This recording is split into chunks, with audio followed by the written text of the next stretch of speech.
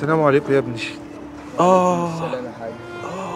في ايه مالك يا حاج؟ ممكن اقعد بس هنا؟ في مالك يابا؟ اقعد يلا.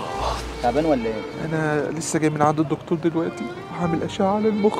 السلام عليك يابا. في ايه؟ طب انت بتعيط ليه؟ انت مالك زعلان ليه؟ في ايه؟ لازم اخش العمليات وانا مش ضامن ان انا هعيش تاني. لا يابا مفيش الكلام ده. المشكله مش في كده خالص. امال المشكله في ايه؟ سايبني بقاله 10 سنين ومش بعرف افهمه خالص. عايز بس اكلمه. عايز تكلمه لك؟ ممكن لو سمحت يا ابني؟ الو. حضرتك خد كلم والدك عايز يكلمك. طب بس اسمع مني، خد بس والدك كده عايز يكلمك كده. الو. ايوه يابا، عايز ايه يابا؟ انت وحشني قوي يا ابني. يا عم بص، انت سيبني في حالي بقى يا عم، سيبني في حالي وكل شويه تقول لواحد شكله اتصل بابني. يا ابني ارجع لي. هات كده يا حاج اما اكلمه. الو.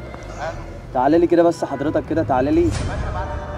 طب انت بتكلمه كده ازاي كده بس؟ ده ابوك اصلا مش لاحق لا يتكلم ولا لاحق يقعد ولا لاحق يعمل اي حاجه. طب بس تعالى لي كده.